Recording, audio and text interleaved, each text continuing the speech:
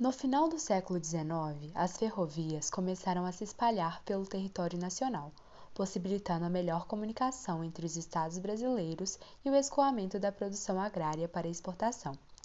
A construção dessas estradas de ferro atraía um grande contingente de pessoas, que saíam dos lugares empobrecidos onde moravam em busca de melhores condições de vida para si e suas famílias.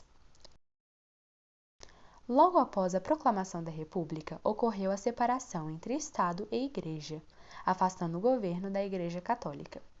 Contudo, a religiosidade era uma marca forte na população do interior do Brasil. A crença do sertanejo era motivo para que supostos líderes espirituais conseguissem adeptos com suas promessas de uma vida melhor, sem os sofrimentos causados pela pobreza. Os sertanejos acreditavam nesse discurso e aderiam ao modo de vida proposto por esses líderes, sendo capazes de se armar para defender as comunidades onde habitavam.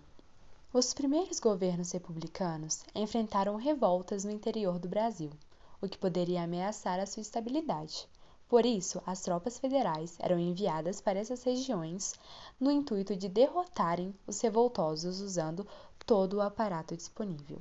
No entanto, quando os soldados começavam os confrontos, logo eram derrotados porque não estavam acostumados com o clima seco do interior e não tinham total conhecimento do território onde lutariam.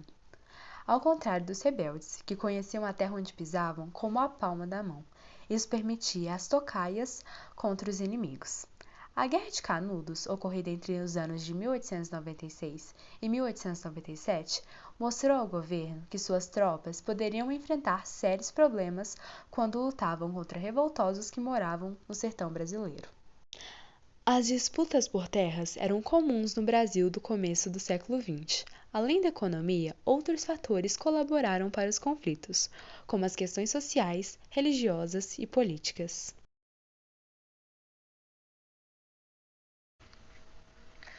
A região do contestado era um terreno fértil para o surgimento de monges ou beatos, que, usando a fé dos sertanejos, faziam promessas de uma vida melhor caso fossem seguidos. Foi assim que José Maria do Santo Agostinho ganhou força e seguidores nessa região.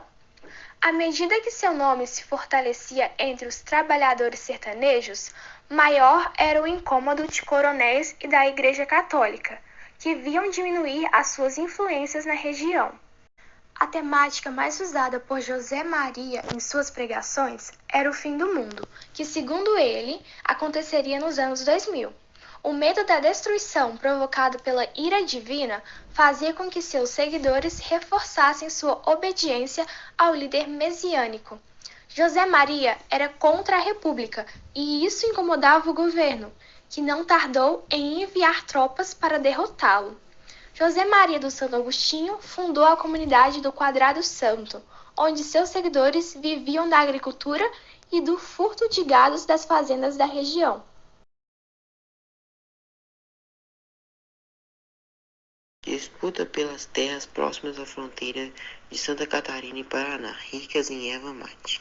Construção da estrada de ferro que ligaria São Paulo ao Rio Grande do Sul, feita pela empresa norte-americana Brazil Railway Company.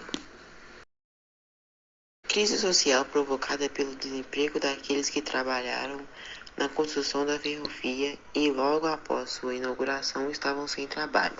Envio de tropas federais para derrotar a comunidade de Quadrado Santo, fundada pelo líder messiânico José Maria.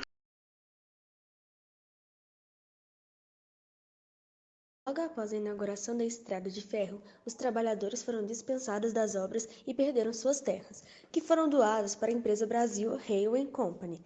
Isso revoltou os trabalhadores que, orientados por José Maria, iniciaram um levante armado para contestar a decisão tomada. José Maria declarou a comunidade em que ele e seus seguidores moravam como governo independente e se declarou antirrepublicano. O coronel Francisco Albuquerque temia a perda do comando da região e enviou um telegrama ao governo paranaense para que este enviasse tropas e derrotasse o levante, logo visto como monárquico. O presidente da República, Marechal Hermes da Fonseca, de acordo com a sua política das salvações, intervindo militarmente nos estados para derrotar seus inimigos, enviou tropas para a região no intuito de derrotar a comunidade de José Maria. O líder messiânico e seus seguidores se mudaram para Irani, que na época pertencia a Palmas e estava próximo à fronteira entre Paraná e Santa Catarina. Como as terras da fronteira estadual eram alvo de disputas, José Maria fez a sua ocupação. A polícia paranaense foi enviada para dispensar os invasores. Com o agravamento da situação, o governo federal, com os dois estados, enviou tropas com muitas armas para derrotarem os inimigos, mas não obtiveram êxito. Logo nos primeiros confrontos, José Maria foi assassinado, mas sua mensagem permaneceu viva entre os seus seguidores, os que o motivou a continuarem na luta. Depois de inúmeros confrontos com mortes e violência, as tropas federais conseguiram derrotar os seguidores de José Maria do Santo Agostinho.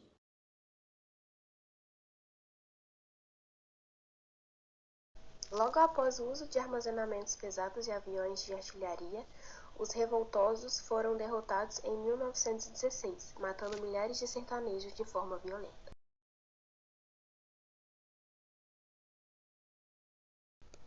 Após os conflitos violentos e sangrentos que marcaram a Guerra do Contestado, a principal consequência foi a assinatura de um acordo entre paranaenses e catarinenses, resolvendo as questões de fronteira que há anos estendiam-se pela justiça. Nas terras contestadas surgiram cidades como Mafra, Chapecó e Porto União. Baixas nos efetivos legalistas, militares e civis, cerca de 800 a 1.000, entre mortos, feridos e desertores. Baixas na população civil revoltada, de 5.000 a 8.000, entre mortos, feridos e desaparecidos. Custo da guerra para a União, cerca de 3 milhões, mais soldados militares.